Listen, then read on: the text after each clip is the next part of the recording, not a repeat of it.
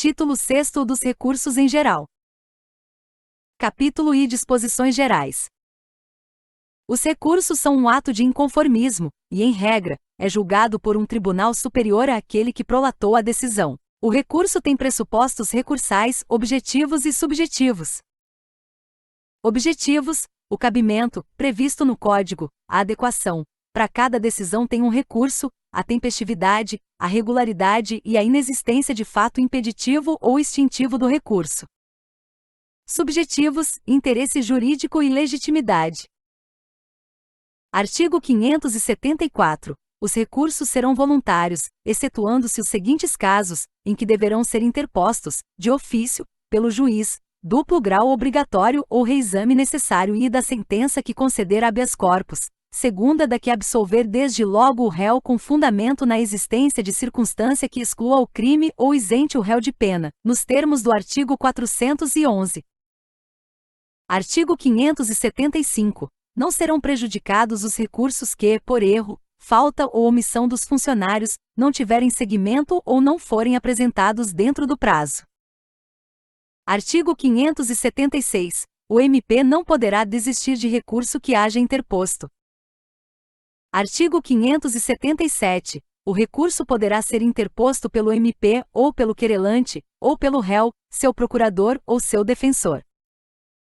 Parágrafo único. Não se admitirá, entretanto, recurso da parte que não tiver interesse na reforma ou modificação da decisão. Artigo 578. O recurso será interposto por petição ou por termo nos autos, assinado pelo recorrente ou por seu representante. Observação: interposição por termo nos autos. Pode falar em audiência, quando a sentença for prolatada na presença das partes, que têm interesse em recorrer. Parágrafo 1º. Não sabendo ou não podendo o réu assinar o nome, o termo será assinado por alguém, a seu rogo, na presença de duas testemunhas. Parágrafo 2º. A petição de interposição de recurso, com o despacho do juiz, será, até o dia seguinte ao último do prazo, entregue ao escrivão, que certificará no termo da juntada a data da entrega. Parágrafo 3º. Interposto por termo o recurso, o escrivão, sob pena de suspensão por 10 a 30 dias, fará conclusos os autos ao juiz, até o dia seguinte ao último do prazo. Artigo 579. Salvo a hipótese de má-fé, a parte não será prejudicada pela interposição de um recurso por outro. Observação: era para interpor apelação e a parte interpôs recurso em sentido estrito. Parágrafo único. Se o juiz, desde logo, reconhecer a impropriedade do recurso interposto pela parte, mandará processá-lo de acordo com o rito do recurso cabível. Observação: princípio da fungibilidade. Artigo 580. No caso de concurso de agentes, a decisão do recurso interposto por um dos réus, se fundado em motivos que não sejam de caráter exclusivamente pessoal, aproveitará aos outros. Observação: efeito extensivo, mas apenas se não for de caráter exclusivamente pessoal. Capítulo 2º do recurso em sentido estrito. Artigo 581. Caberá recurso, no sentido estrito, da decisão, despacho ou sentença, e que não receber a denúncia ou a queixa.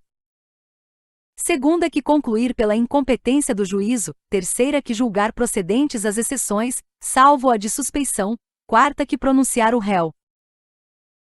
V que conceder, negar, arbitrar, cassar ou julgar inidonéia a fiança, indeferir requerimento de prisão preventiva ou revogá-la, conceder liberdade provisória ou relaxar a prisão em flagrante. Sexta, que julgar quebrada a fiança ou perdido o seu valor, e oitava que decretar a prescrição ou julgar, por outro modo, extinta a punibilidade. Nona, que indeferir o pedido de reconhecimento da prescrição ou de outra causa extintiva da punibilidade. X, que conceder ou negar a ordem de habeas corpus. X, que conceder, negar ou revogar a suspensão condicional da pena. 12, que conceder, negar ou revogar livramento condicional. 13, que anular o processo da instrução criminal, no todo ou em parte. 14, que incluir jurado na lista geral ou desta o excluir. 15, que denegar a apelação ou a julgar deserta. 16, que ordenar a suspensão do processo, em virtude de questão prejudicial. 17, que decidir sobre a unificação de penas. 18, que decidir o incidente de falsidade.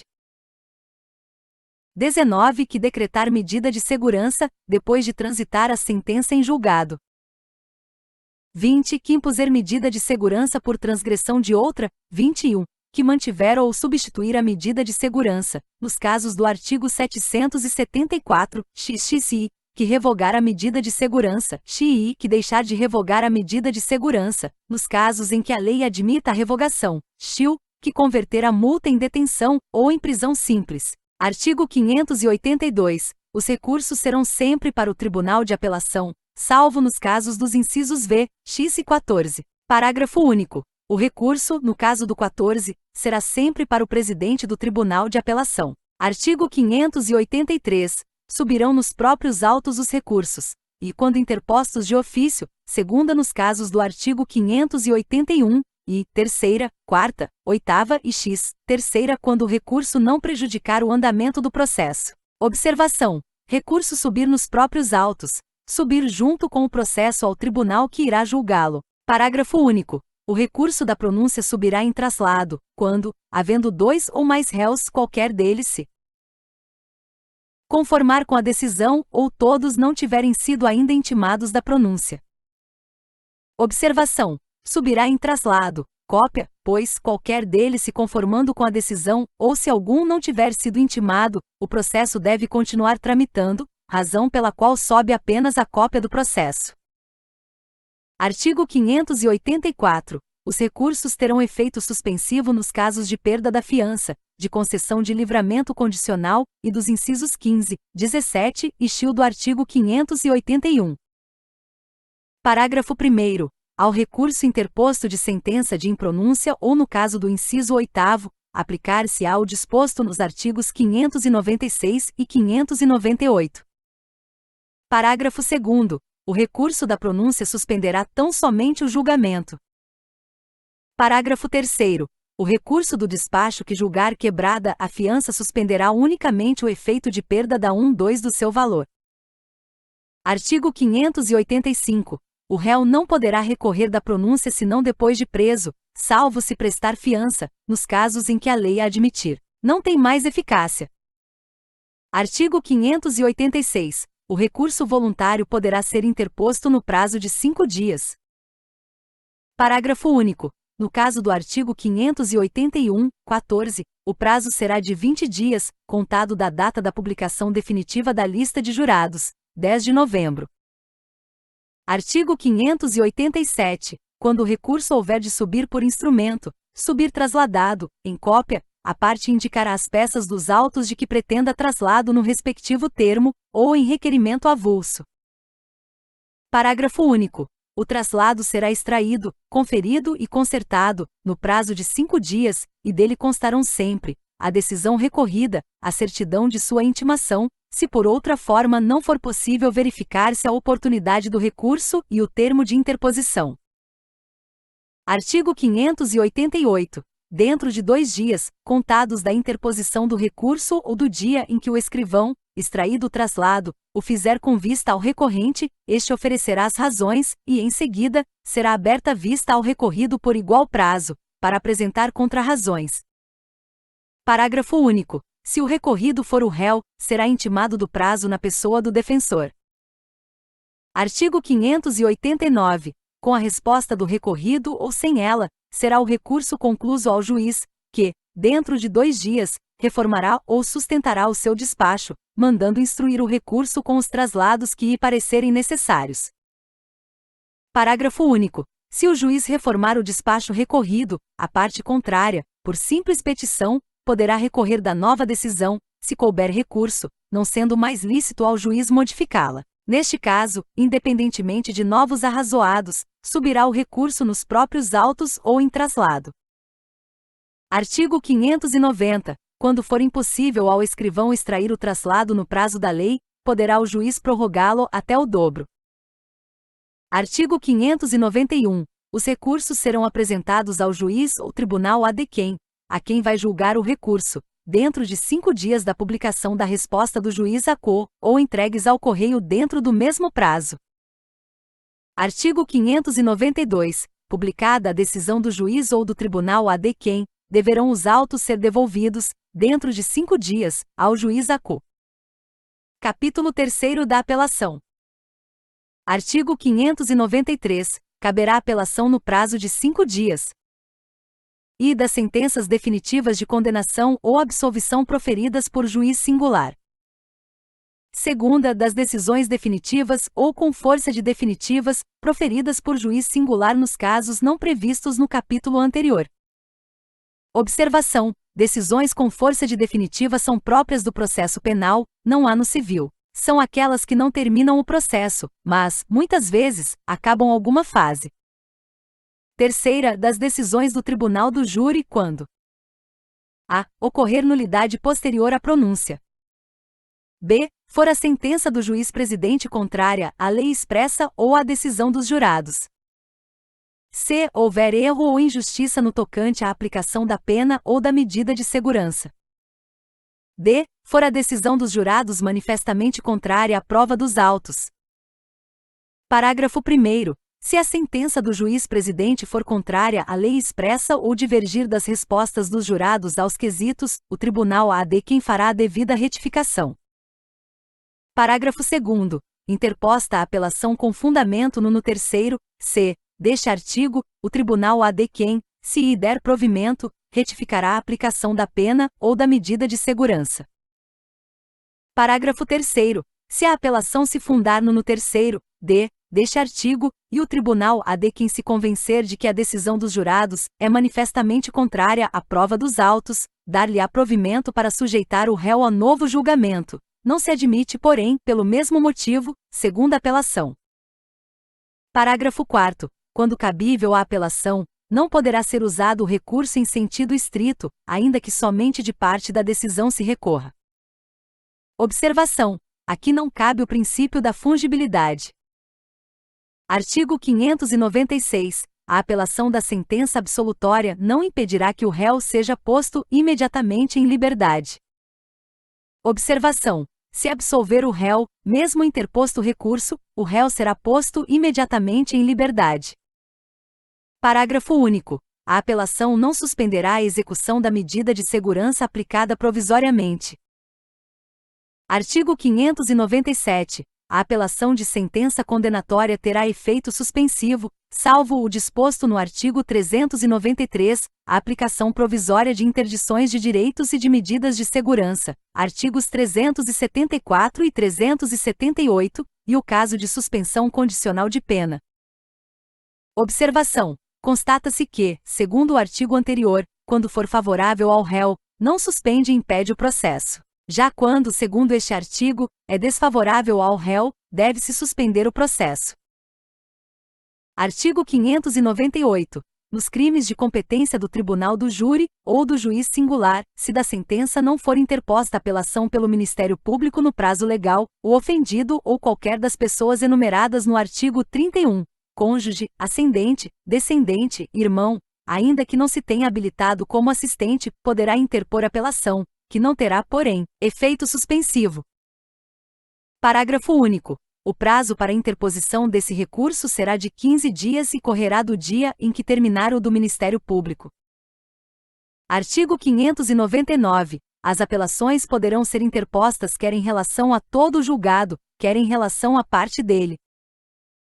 Artigo 600. Assinado o termo de apelação, o apelante, e, depois dele, o apelado terão o prazo de 8 dias cada um para oferecer razões, salvo nos processos de contravenção, em que o prazo será de 3 dias. Parágrafo 1º. Se houver assistente, este arrazoará, no prazo de 3 dias, após o Ministério Público. Observação: o MP terá 8 dias para apresentar as razões, depois o assistente terá 3 dias para apresentar as dele, e só após isso, serão apresentadas as contrarrazões. Parágrafo 2º. Se a ação penal for movida pela parte ofendida, ação penal privada, o Ministério Público terá vista dos autos, no prazo do parágrafo anterior, prazo de 3 dias. Parágrafo 3º. Quando forem 2 ou mais os apelantes ou apelados, os prazos serão comuns. Parágrafo 4º. Se o apelante declarar, na petição ou no termo, ao interpor a apelação, que deseja arrazoar na superior instância serão os autos remetidos ao Tribunal ADQ, em onde será aberta vista às partes, observados os prazos legais, notificadas as partes pela publicação oficial. Artigo 601. Findos os prazos para razões, os autos serão remetidos à instância superior, com as razões ou sem elas, no prazo de 5 dias, salvo no caso do artigo 603, segunda parte, em que o prazo será de 30 dias. Parágrafo 1º. Se houver mais de um réu, e não houverem todos sido julgados, ou não tiverem todos apelado, caberá ao apelante promover extração do traslado dos autos, o qual deverá ser remetido à instância superior no prazo de 30 dias, contado da data da entrega das últimas razões de apelação, ou do vencimento do prazo para a apresentação das do apelado. Observação: se houver mais de um réu, e nem todos foram julgados ou interpuseram recurso, a apelação subirá em traslado, visto que o processo deve continuar em primeira instância para o julgamento dos demais réus. Parágrafo 2º. As despesas do traslado correrão por conta de quem o solicitar, salvo se o pedido for de réu pobre ou do Ministério Público. Artigo 602. Os autos serão, dentro dos prazos do artigo anterior, apresentados ao Tribunal ADQ ou entregues ao correio, sob registro. Artigo 603. A apelação subirá nos autos originais e, a não ser no Distrito Federal e nas comarcas que forem sede de tribunal de apelação, ficará em cartório traslado dos termos essenciais do processo referidos no artigo 564, terceira. Capítulo 4 do processo e do julgamento em recursos em sentido estrito e das apelações nos tribunais de apelação. Artigo 609. Os recursos, apelações e embargos serão julgados pelos tribunais de justiça, câmaras ou turmas criminais, de acordo com a competência estabelecida nas leis de organização judiciária. Parágrafo único. Quando não for unânime a decisão de segunda instância, desfavorável ao réu, admitem-se embargos infringentes e de nulidade, que poderão ser opostos dentro de 10 dias, a contar da publicação de acórdão, na forma do artigo 613. Se o desacordo for parcial, os embargos serão restritos à matéria objeto de divergência. Observação: embargos infringentes e de nulidade é um recurso exclusivo ao réu. Este caberá, nesse caso, quando a decisão do tribunal for desfavorável ao réu, porém não unânime. Embargará com base no voto vencido.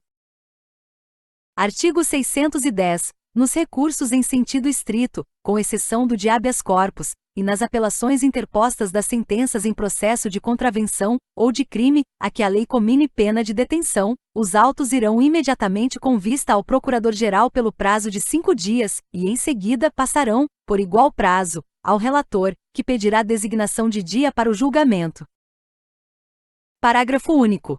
Anunciado o julgamento pelo presidente, e apregoadas as partes, com a presença destas ou a sua revelia, o relator fará a exposição do feito, e em seguida, o presidente concederá, pelo prazo de 10 minutos, a palavra aos advogados ou às partes que a solicitarem e ao Procurador-Geral, quando o requerer por igual prazo. Observação: sustentação oral. Artigo 612. Os recursos de habeas corpus, designado o relator, serão julgados na primeira sessão. Habeas corpus tem prioridade.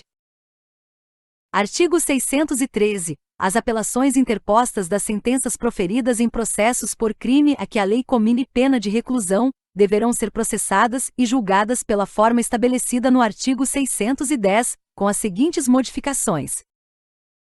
E, exarado o relatório nos autos, passarão estes ao revisor, que terá igual prazo para o exame do processo, e pedirá designação de dia para o julgamento. Segunda, os prazos serão ampliados ao dobro. Terceira, o tempo para os debates será de 1/4 de hora, 15 minutos. Artigo 614. No caso de impossibilidade de observância de qualquer dos prazos marcados nos artigos 610 e 613, os motivos da demora serão declarados nos autos. Artigo 615. O tribunal decidirá por maioria de votos. Parágrafo 1º. Havendo empate de votos no julgamento de recursos, se o presidente do tribunal, câmara ou turma, não tiver tomado parte na votação, proferirá o voto de desempate. No caso contrário, prevalecerá a decisão mais favorável ao réu. Parágrafo 2º. O acórdão será apresentado à conferência na primeira sessão seguinte à do julgamento, ou no prazo de 2 sessões, pelo juiz incumbido de lavrá-lo. Artigo 616. No julgamento das apelações poderá o tribunal, Câmara ou turma proceder a novo interrogatório do acusado, que inquirir testemunhas ou determinar outras diligências. Artigo 617. O tribunal, Câmara ou turma atenderá nas suas decisões ao disposto nos artigos 383, 386 e 387, no que for aplicável, não podendo, porém, ser agravada a pena, quando somente o réu houver apelado da sentença. Artigo 618. Os regimentos dos tribunais de apelação estabelecerão as normas complementares para o processo e julgamento dos recursos e apelações. Capítulo V dos embargos. Artigo 619. Aos acórdãos proferidos pelos tribunais de apelação, câmaras ou turmas, poderão ser opostos embargos de declaração, no prazo de 2 dias contados da sua publicação, quando houver na sentença ambiguidade, obscuridade, contradição ou omissão. Artigo 620. Os embargos de declaração serão deduzidos em requerimento de que constem os pontos em que o acórdão é ambíguo, obscuro, contraditório ou omisso. Parágrafo 1º. O requerimento será apresentado pelo relator e julgado, independentemente de revisão, na primeira sessão. Parágrafo 2º. Se não preenchidas as condições enumeradas neste artigo, o relator indeferirá desde logo o requerimento. Capítulo 6 da revisão. É uma ação de caráter desconstitutivo, que visa rever uma ação já transitada em julgado, semelhante à ação rescisória do CPC. Só cabe revisão ao réu, exclusivo da defesa. Artigo 621. A revisão dos processos findos será admitida. E, quando a sentença condenatória for contrária ao texto expresso da lei penal ou à evidência dos autos. Segunda, quando a sentença condenatória se fundar em depoimentos, exames ou documentos comprovadamente falsos. Terceira, quando, após a sentença, se descobrirem novas provas de inocência do condenado ou de circunstância que determine ou autorize diminuição especial da pena. Artigo 622. A revisão poderá ser requerida em qualquer tempo, antes da extinção da pena ou após. Observação: até os parentes do de cujos podem pedir a revisão. Parágrafo único. Não será admissível a reiteração do pedido, salvo se fundado em novas provas. Artigo 623. A revisão poderá ser pedida pelo próprio réu, ou por procurador legalmente habilitado, ou, no caso de morte do réu, pelo cônjuge, ascendente, descendente ou irmão. Artigo 624. As revisões criminais serão processadas e julgadas. E pelo Supremo Tribunal Federal, quanto às condenações por ele proferidas. Segunda, pelo Tribunal Federal de Recursos, Tribunais de Justiça ou de Alçada, nos demais casos. Parágrafo 1º. No Supremo Tribunal Federal e no Tribunal Federal de Recursos o processo e julgamento obedecerão ao que for estabelecido no respectivo regimento interno. Parágrafo 2º. Nos tribunais de justiça ou de alçada, o julgamento será efetuado pelas câmaras ou turmas criminais, reunidas em sessão conjunta, quando houver mais de uma, e, no caso contrário, pelo tribunal pleno.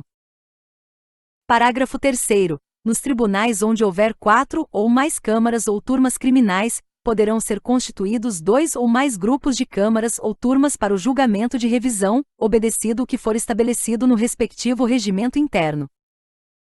Artigo 625. O requerimento será distribuído a um relator e a um revisor, devendo funcionar como relator um desembargador que não tenha pronunciado decisão em qualquer fase do processo. Parágrafo 1º. O requerimento será instruído com a certidão de haver passado em julgado a sentença condenatória e com as peças necessárias à comprovação dos fatos arguidos. Parágrafo 2º. O relator poderá determinar que se apensem os autos originais, se daí não advier dificuldade à execução normal da sentença. Parágrafo 3º. Se o relator julgar insuficientemente instruído o pedido, e inconveniente ao interesse da justiça que se apensem os autos originais, indeferi-lo-á in limine, dando recurso para as câmaras reunidas ou para o tribunal, conforme o caso. Artigo 624, parágrafo único. Parágrafo 4º. Interposto o recurso por petição e independentemente de termo, o relator apresentará o processo em mesa para o julgamento e o relatará, sem tomar parte na discussão. Parágrafo 5º. Se o requerimento não for indeferido in limine, abrir-se-á vista dos autos ao Procurador-Geral, que dará parecer no prazo de 10 dias. Em seguida, examinados os autos, sucessivamente, em igual prazo, pelo relator e revisor, julgar-se-á o pedido na sessão que o presidente designar. Artigo 626. Julgando procedente a revisão, o tribunal poderá alterar a classificação da infração, absolver o réu, modificar a pena ou anular o processo. Parágrafo único. De qualquer maneira, não poderá ser agravada a pena imposta pela decisão revista. Artigo 627. A absolvição implicará o restabelecimento de todos os direitos perdidos em virtude da condenação, devendo o tribunal, se for caso, impor a medida de segurança cabível. Artigo 628. Os regimentos internos dos tribunais de apelação estabelecerão as normas complementares para o processo e julgamento das revisões criminais. Artigo 629. À vista da certidão do acórdão que cassar a sentença condenatória, o juiz mandará juntá-la imediatamente aos autos, para inteiro cumprimento da decisão. Artigo 630. O tribunal, se o interessado o requerer, poderá reconhecer o direito a uma justa indenização pelos prejuízos sofridos. Parágrafo 1º. Por essa indenização, que será liquidada no juízo cível, responderá a União, se a condenação tiver sido proferida pela Justiça do Distrito Federal, ou de território, ou o Estado, se o tiver sido pela respectiva Justiça. Parágrafo 2º. A indenização não será devida se o erro ou a injustiça da condenação proceder de ato ou falta imputável ao próprio impetrante, como a confissão ou a ocultação de prova em seu poder. b. Se a acusação houver sido meramente privada. Observação: neste caso, deverá ingressar com ação contra a pessoa que propôs a ação penal privada. Artigo 631. Quando, no curso da revisão, falecer a pessoa, cuja condenação tiver de ser revista, o presidente do tribunal nomeará curador para a defesa. Capítulo 7º do recurso extraordinário. Artigo 637. O recurso extraordinário não tem efeito suspensivo, e uma vez arrazoados pelo recorrido os autos do traslado, os originais baixarão à primeira instância, para a execução da sentença. Artigo 638. O recurso extraordinário será processado e julgado no Supremo Tribunal Federal na forma estabelecida pelo respectivo regimento interno. Capítulo 8º da Carta Testemunhável. Artigo 639. Dar-se-á carta testemunhável. E da decisão que denegar o recurso. Segunda, da que, admitindo embora o recurso, obstar a sua expedição e seguimento para o juízo a de quem. Observação: será admitida a carta testemunhável contra a decisão que denegar outro recurso, seja este denegado por falta de pressupostos recursais ou admite este mas obsta o prosseguimento. Artigo 640. A carta testemunhável será requerida ao escrivão, ou ao secretário do tribunal, conforme o caso, nas 48 horas seguintes ao despacho que denegar o recurso, indicando o requerente as peças do processo que deverão ser trasladadas.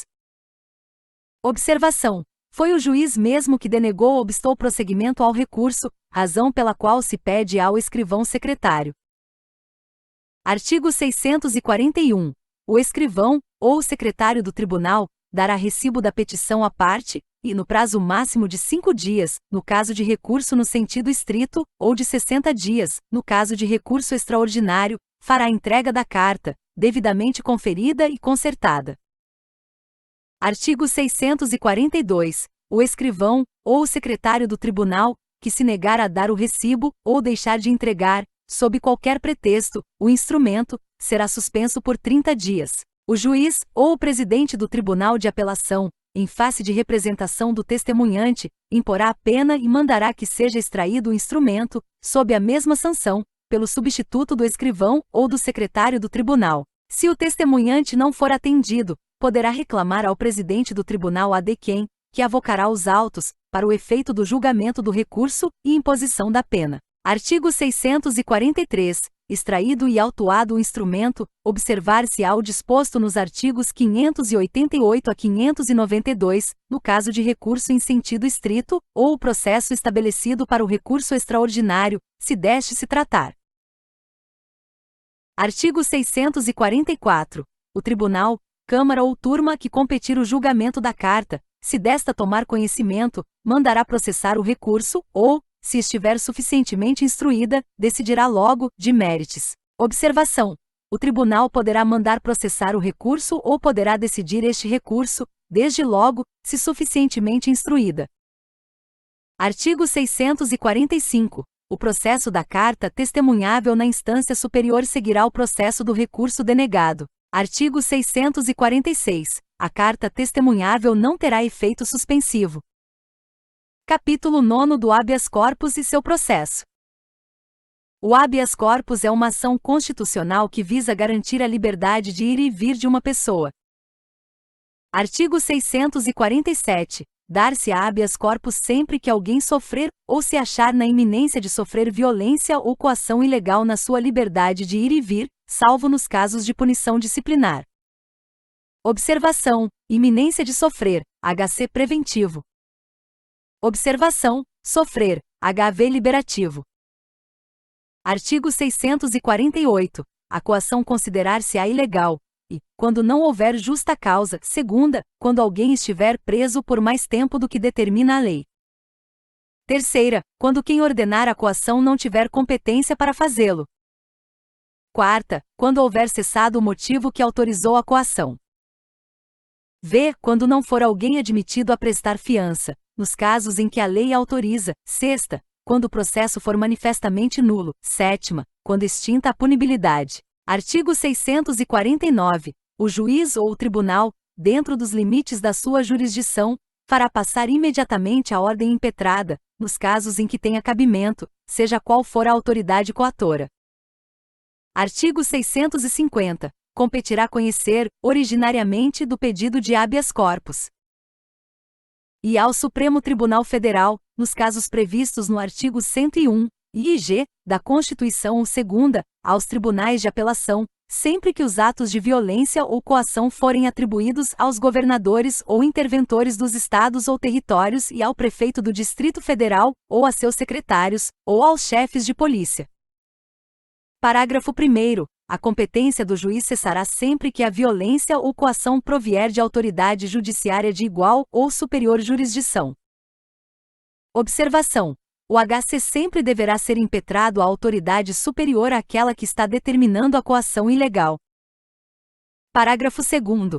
Não cabe o habeas corpus contra a prisão administrativa, atual ou iminente, dos responsáveis por dinheiro ou valor pertencente à fazenda pública, alcançados ou omissos em fazer o seu recolhimento nos prazos legais, salvo se o pedido for acompanhado de prova de quitação, ou de depósito do alcance verificado, ou se a prisão exceder o prazo legal. Não existe mais essa prisão. Artigo 651. A concessão do habeas corpus não obstará, nem porá termo ao processo, desde que este não esteja em conflito com os fundamentos daquela. Artigo 652. Se o habeas corpus for concedido em virtude de nulidade do processo, este será renovado. Observação: terá que fazer o processo de novo. Artigo 653. Ordenada a soltura do paciente em virtude de habeas corpus, será condenada nas custas a autoridade que, por má-fé ou evidente abuso de poder, tiver determinado a coação. Parágrafo único. Neste caso, será remetida ao Ministério Público cópia das peças necessárias para ser promovida a responsabilidade da autoridade. Artigo 654. O habeas corpus poderá ser impetrado por qualquer pessoa, em seu favor ou de outrem, bem como pelo Ministério Público. Observação: o HC não precisa de advogado, pode ser feito até em papel de pão. Parágrafo 1º. A petição de habeas corpus conterá A. O nome da pessoa que sofre ou está ameaçada de sofrer violência ou coação, e o de quem exercer a violência, coação ou ameaça. B. A declaração da espécie de constrangimento ou, em caso de simples ameaça de coação, as razões em que funda o seu temor. C. A assinatura do impetrante ou de alguém a seu rogo, quando não souber ou não puder escrever, e a designação das respectivas residências. Parágrafo 2º. Os juízes e os tribunais têm competência para expedir de ofício ordem de habeas corpus, quando no curso de processo verificarem que alguém sofre ou está na iminência de sofrer coação ilegal. Artigo 655. O carcereiro, ou o diretor da prisão, o escrivão, o oficial de justiça ou a autoridade judiciária ou policial que embaraçar ou procrastinar a expedição de ordem de habeas corpus, as informações sobre a causa da prisão, a condução e apresentação do paciente ou a sua soltura, será multado na quantia de R$200 mil a R$1, sem prejuízo das penas em que incorrer. As multas serão impostas pelo juiz do tribunal que julgar o habeas corpus, salvo quando se tratar de autoridade judiciária, caso em que caberá ao Supremo Tribunal Federal ou ao Tribunal de Apelação impor as multas. Artigo 656. Recebida a petição de habeas corpus, o juiz, se julgar necessário, e estiver preso o paciente, mandará que este seja imediatamente apresentado em dia e hora que designar. Parágrafo único. Em caso de desobediência, será expedido mandado de prisão contra o detentor, é aquele que está com o preso, que será processado na forma da lei, e o juiz providenciará para que o paciente seja tirado da prisão e apresentado em juízo. Artigo 657. Se o paciente estiver preso, nenhum motivo escusará a sua apresentação, salvo i. Grave enfermidade do paciente. E o. Não estar ele sob a guarda da pessoa a quem se atribui a detenção. Terceira, se o comparecimento não tiver sido determinado pelo juiz ou pelo tribunal. Parágrafo único. O juiz poderá ir ao local em que o paciente se encontrar, se este não puder ser apresentado por motivo de doença. Artigo 658. O detentor é aquele que está com o preso, declarará a ordem de quem o paciente estiver preso. Observação: o detentor declarará quem mandou o paciente ser preso. Artigo 659. Se o juiz ou tribunal verificar que já cessou a violência ou coação ilegal, julgará prejudicado o pedido. Artigo 660. Efetuadas as diligências e interrogado o paciente, o juiz decidirá, fundamentadamente, dentro de 24 horas. Parágrafo 1º. Se a decisão for favorável ao paciente, será logo posto em liberdade, salvo se por outro motivo dever ser mantido na prisão. Parágrafo 2º. Se os documentos que instruírem a petição evidenciarem a ilegalidade da coação, o juiz ou o tribunal ordenará que cesse imediatamente o constrangimento. Observação: concede o HC liminarmente. Parágrafo 3º. Se a ilegalidade decorrer do fato de não ter sido o paciente admitido a prestar fiança, o juiz arbitrará o valor desta, que poderá ser prestada perante ele, remetendo, neste caso, à autoridade policial, os respectivos autos, para serem anexados aos do inquérito policial ou aos do processo judicial. Parágrafo 4º. Se a ordem de habeas corpus for concedida para evitar ameaça de violência ou coação ilegal, dar-se-á ao paciente salvo-conduto assinado pelo juiz. Parágrafo 5º. Será incontinenti, imediatamente, enviada cópia da decisão à autoridade que tiver ordenado a prisão ou tiver o paciente à sua disposição, a fim de juntar-se aos autos do processo. Parágrafo 6º. Quando o paciente estiver preso em lugar que não seja o da sede do juízo ou do tribunal que conceder a ordem, o alvará de soltura será expedido pelo telégrafo, se houver, observadas as formalidades estabelecidas no artigo 289, parágrafo único, in fine, ou por via postal. Artigo 661.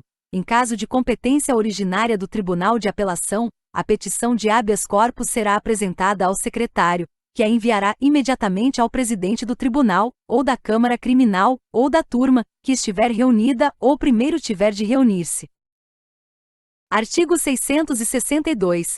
se a petição contiver os requisitos do artigo 654, parágrafo 1, o presidente, se necessário, requisitará da autoridade indicada como coautora informações por escrito. Faltando, porém, qualquer daqueles requisitos, o presidente mandará preenchê-lo, logo que for apresentada a petição. Artigo 663. As diligências do artigo anterior não serão ordenadas, se o presidente entender que o habeas corpus deva ser indeferido in limine. Nesse caso, levará a petição ao tribunal, Câmara ou Turma, para que delibere a respeito. Artigo 664. Recebidas as informações ou dispensadas, o habeas corpus será julgado na primeira sessão, podendo, entretanto, adiar-se o julgamento para a sessão seguinte. Parágrafo único. A decisão será tomada por maioria de votos. Havendo empate, se o presidente não tiver tomado parte na votação, proferirá voto de desempate. No caso contrário, prevalecerá a decisão mais favorável ao paciente. Artigo 665. O secretário do tribunal lavrará a ordem que, assinada pelo presidente do tribunal, Câmara ou Turma, será dirigida, por ofício ou telegrama, ao detentor, ao carcereiro ou autoridade que exercer ou ameaçar exercer o constrangimento. Parágrafo único. A ordem transmitida por telegrama obedecerá ao disposto no artigo 289, parágrafo único, in fine. Artigo 666. Os regimentos dos tribunais de apelação estabelecerão as normas complementares para o processo e julgamento do pedido de habeas corpus de sua competência originária. Artigo 667. No processo e julgamento do habeas corpus de competência originária do Supremo Tribunal Federal, bem como nos de recurso das decisões de última ou única instância, denegatórias de habeas corpus, observar-se-á, no que lhes for aplicável, o disposto nos artigos anteriores, devendo o regimento interno do tribunal estabelecer as regras complementares.